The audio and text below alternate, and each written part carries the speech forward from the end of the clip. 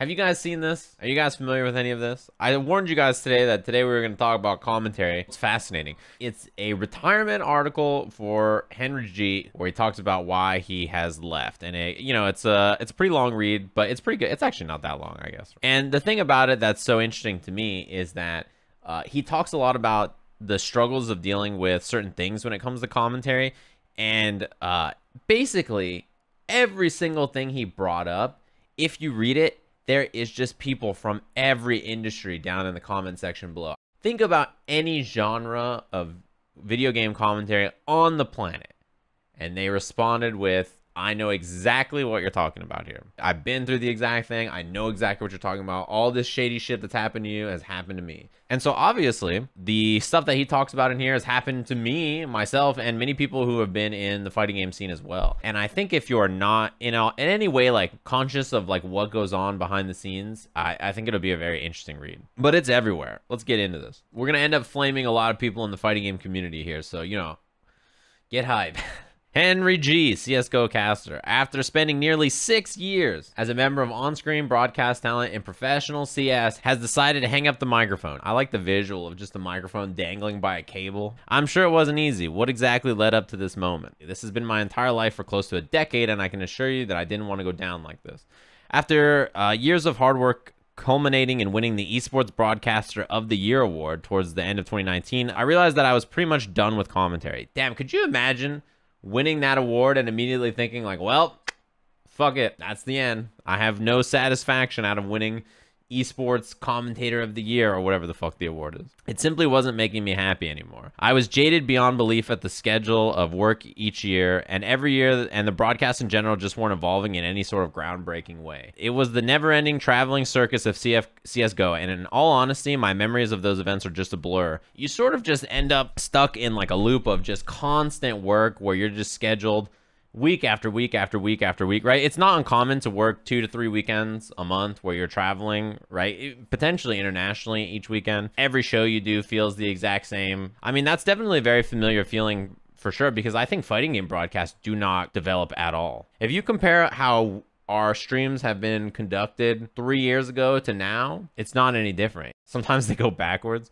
Yeah, Obama, I mean, that's probably true. They haven't changed dramatically in 8 years. I mean, that sounds right. Sometimes people will ask me, what event did this thing happen at? And I'm just like, I don't remember. It all kind of bleeds together. I've been very blessed in my career and have achieved almost all of my goals and tangible objectives. The older I get, and as the years seem to flash by, I realize that the pace of the job is getting almost too much for me. The quality level of commentating I could once always deliver is slowly slipping out of my grasp. It's easy to get worn down. I never wanted to be in a studio or sat at home commentating online CS. Does that sound familiar, chat room? It just doesn't appeal to me. I am fueled by the thrill of the crowd, the pageantry, and magic of esports combined, creating stages that truly test the competitors and us as commentators to the absolute maximum of our potential. With the global situation, CSGO is now an all-online affair, and we will have to make do for now. No one has any control over that. I just see this as a good opportunity to call it a day and start being able to funnel my focus into avenues that I find challenging and rewarding. I'd be seriously remiss if I didn't mention that certain recent experiences played a huge role in my decision. Yeah, so this is something that came up during the big scandal. I know that him and whoever he was with briefly had sexual misconduct thrown back and forth between the two of them. I don't know exactly what the story is. I didn't read this one, but yeah, if you're interested in knowing that, you can look it up. I don't really know any of the details about it. I've never been hungrier to conquer my next challenge. And then he says he's going to do his next thing, which we now know is he's the GM of CSGO at C9. A lot of this so far has just kind of been about burnout, kind of been about the schedule being brutal, and just saying like, I kind of feel like I did what I wanted to do and I'm sort of jaded now. There's kind of like the implication that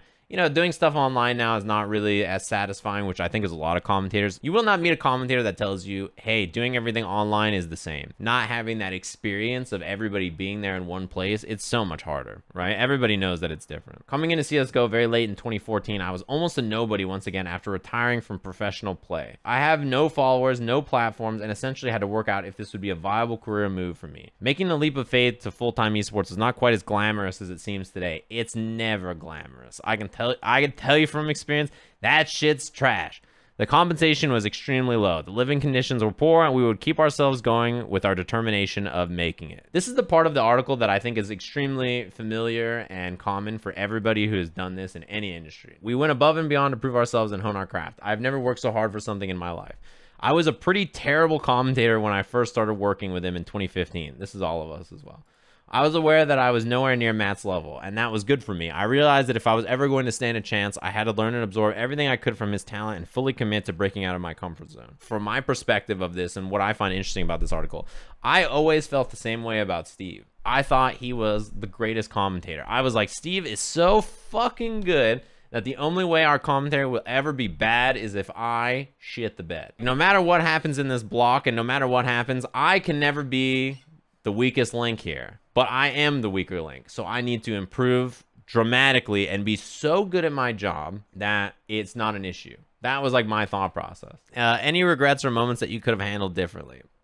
I think this is the meat and potatoes of the article that most people have like tweeted about, correct? The one real regret I will carry around me for the rest of my days due to this period of my life is how distant and jaded I became due to the unfathomable workload and constant stress of being on camera almost every single day of my life. This shit eats at people. It is really damaging to your mentality and really damaging to your health. And also, it's very difficult to keep up a schedule like this and be happy about the game and community. After years of uncertainty surrounding our livelihoods and countless broken promises from the tournament organizers, I'm sad to report that nothing has or ever did really change in that regard. The only time we would get any real leverage and feel valued is when other talent would start being phased out or walked away due to their disdain of the working environment. The money would go up and we would be promised the world to keep us happy for 6 months until we would have the same damage control meetings when it would be the same old story. I wish I could say I handled all of the above well. I really didn't. This right here, I think this happens and is common in every single industry, including the fighting game community. Just being in a spot where the people who control whether you're on camera or not have to constantly be appeased, but at the same time, you have to ask for money to live.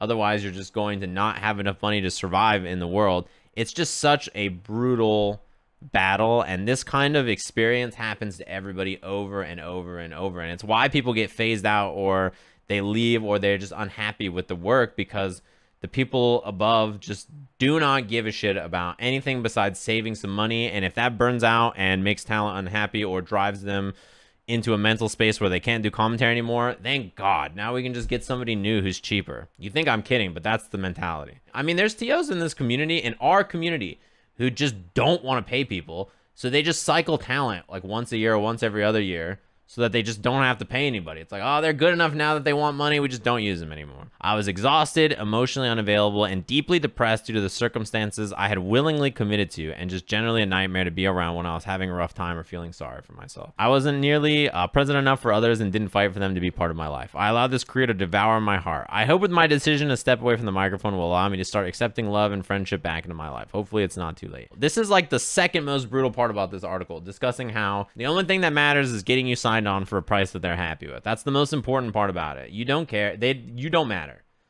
As a human being, your livelihood and happiness and consideration for you does not matter. The only thing that matters is finding a price that they are willing to pay for, and at the end of the day, you can get on the air and do your thing. It's just, is it the right price? If it's not, go fuck yourself. If it is, thank God. Finally, we got this diva on here. Ugh, they want money for their work. How about some advice for those who are looking to step up and fill the gigantic hole you'll be leaving in the talent pool? Got anything for them? It says, establish what makes you happy, whether you need these things to operate as a healthy person.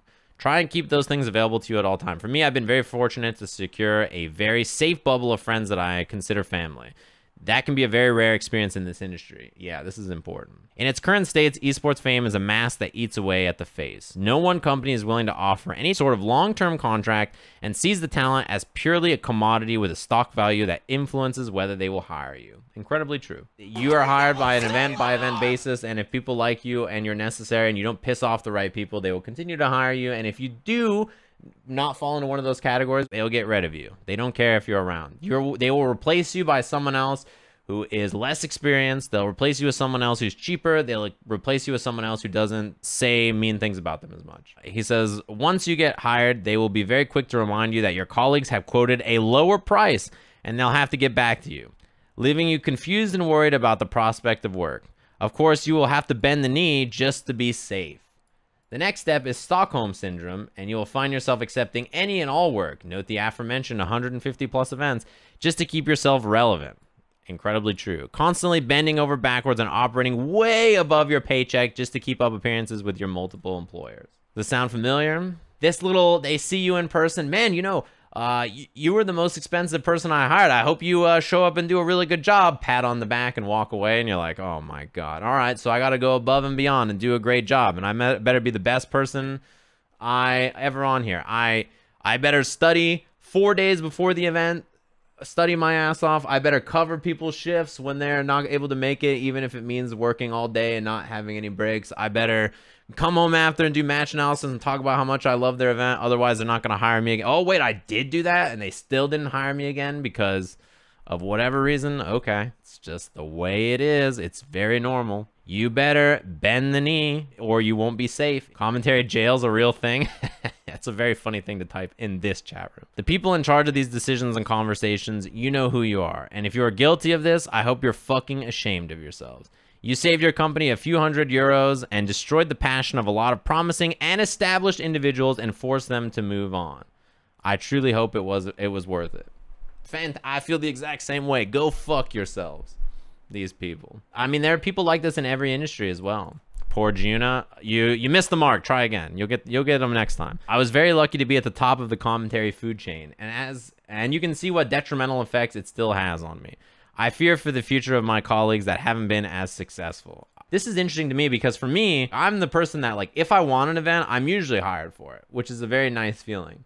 But the process of making it to that feeling is fucking brutal. It's just a miserable slog of trying your ass off every day and accepting every little thing and doing shit for no money and just being unhappy with life to get to that point where you can choose what events you want to do. And even when you're at that point, you still have to do events you don't want to do because it puts you in the right good graces to get the event you want to do later on, right? It's just how it works. I can see the desperation in some of their social media presence, and it stems from the problems stated above, warping their personalities to align with their employer's ideals. I'm not sure what the solution is. I wish I did. Finally, always try to maintain some level of love and compassion in your heart for those around you. This is a lifestyle that most won't be able to handle. It's true. And you have to look out for the squad if you're going to get through it. Esports is amazing, but still has a ways to go yet. One thing he mentions in there is once you get hired, they'll be very quick to remind you that your colleagues have quoted a lower price and will get back to you. I've been told by somebody who's going to hire me, they're like, oh yeah, you know, the amount of money that you want there, I mean, you're just so expensive. If you were, I don't know, a couple $100 less, I would hire you and Steve and I'd put you guys on top 8. But, you know, at the current price, I guess I just won't be able to hire Steve. So he just won't do this event. I don't know. Maybe we'll have him next year. We'll just see him around, I guess. What did I do? Steve and I got hired for the event. I don't want Steve to not have money to live, Ben. We need money. No breaks and no food. You're starting to figure it out. Just make sure you stay in their good graces as long as you can is what I'll tell you. Because once it's over, you know, good luck. I'll tell you what. The thing about me is that I'm very honest with most people I work with, and I'm honest in general when I speak publicly about things. So, you know, eventually that will rub some people the wrong way, regardless of how much you've done in other ways or anything else. When he says stuff like bend the knee, he doesn't just mean be nice to people or be complicit. He also means you will meet some people who are above you in industries who know nothing about esports, who know nothing about communities, who the community you work on, who decide whether you work or not.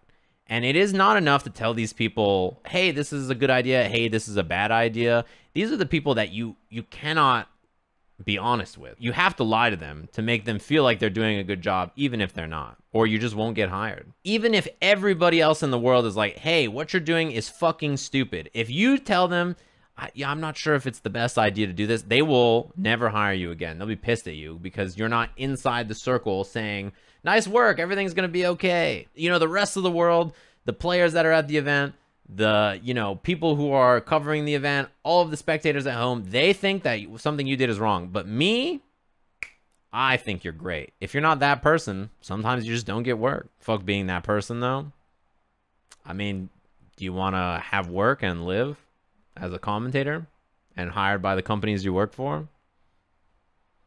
You get put in a weird spot. That's why you have to find ways to be irreplaceable no matter what industry you're in. They'll replace you eventually if they get sick of you. Yeah, you guys may think that it is possible to become irreplaceable, but it's not. You think that just because you say like, well, you can't have an event without Sajam, or you can't have an event without Steve or whoever. They have and will continue to have events without me or Steve or Yipes or whoever your favorite commentator is. If they've pushed them out for one reason or another, they'll just not hire you until people stop asking. Chat is pretty dense. Yeah, some of them have not realized that the real world is brutal. You can be fantastic at like 19 different categories of commentary, right? But eventually there will be one thing or one person that just does not want to hire you. You might tell them something they don't want to hear. You might not be nice to them. They just might not like your commentary. Literally anything. They might not like your accent. They might not like what you say. They might think you're boring. You can't replace X. Meanwhile, X hasn't been hired for a year. You know, it's funny that they say you can't replace Sajam. I've been replaced. I've been replaced plenty of times. Open your fucking eyes. Obama, you would think it'd be very obvious. You just make one small suggestion about an event and then, you know, that's the end. Did I say the hard R? Rollback? Yes, I did. You're all, actually, that is correct. That is one of the things I said. Yeah, people don't seem to realize, like, you need to spell it out for them or they don't understand. Have I thought about naming names? No. The reality too is like, as you guys have said, if the commentary is bad, you'll just mute it. It doesn't matter if the people don't like the commentary. They will continue to hire them until you like them or until you just stop caring. There are plenty of people who are like not commonly known to be well liked, and they will get work in any community because of whatever reason. Regardless of how talented you are and regardless of how good you are at your job or how much you care for the game or the community or how much work and effort you put in, at the end of the day, how much you cost, how much you're willing to bend the knee, and how much your friends are an important part about the job. You can't escape it, no matter how much you care about the game. Commentator union win. I mean, it's tough. I'm usually the person that when it comes to events, I always say, hey, everybody, this is the price I'm going to ask for. And this is what I want out of this event. If everybody's cool with that, this is what I'm going to ask. I charge like a really standard rate for my work, and I tell people what I'm going to charge. And if they want to charge less than me, then you know, they can do what they want. Got the old stage hook treatment. The thing is for me though, chat room, about my situation is that regardless of whatever, you know, happens with events or whatever happens with people who choose not to hire me, you know, I have plenty of other events that do want to hire me. There's like only one kind of thing that I'm not getting hired for. One certain thing, right? Everything else, everybody I work with is fantastic, is still willing to hire me. And in terms of my stream does really well. You guys are the reason I'm able to be honest and not bend the knee. So I appreciate you, chat room. There was an event that I was at, right? And I wasn't working Sunday. So Sunday I was free. And so the TO wanted me to hire me for that Sunday, right? To do like a finals and something else. So I was like, sure, yeah. And, you know, because I was trying to be nice, I offered the TO a day rate that was like 1/3 of what I normally would charge. And, you know, I'll just be very considerate. They didn't say, oh, sorry, it's a little too much. It's okay. They said, your day rate is way, way too high. In fact, your day rate is so high, that's what I would pay someone to work on my crew for the whole weekend.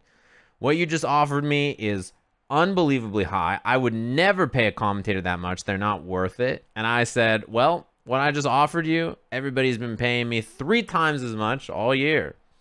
And, you know, you can try to find someone who's willing to work for that much money, but you get what you pay for. I've not worked with them since then.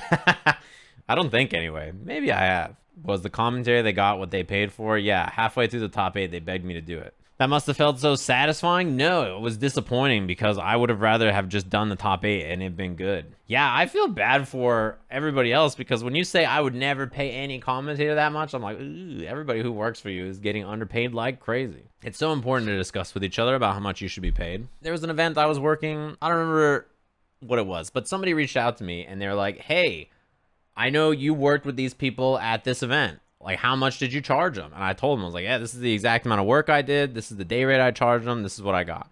And they were like, perfect. And I saw them get hired by them like 2 weeks later. And I was like, psh, fantastic. It's not just about unionizing, chat room. It's the thing is you need everybody to collectively come together and agree to ask for the same rate. That's all it is. This doesn't happen in our humble little Melee community. The first time I heard about a certain organization being shady was from a Melee commentator who told me, if you have something to offer these people, they will hire you. If you do not, they will stab you in the back. They have no feelings about it. They'll stab you in the back if you're not useful for them. I mean, I don't blame people, especially chat room. You have to think about the times we're currently in. This has to be the most brutal time for commentators in general, for all scenes, but in fighting games in particular. There's no offline events. People need the work, right? So how hard do they really want to collectively try to bargain against people when they need work? Yeah, I mean, there's no incentive for them to treat talent super well and be like, hey, let's make sure everybody's happy. And this is true at any level of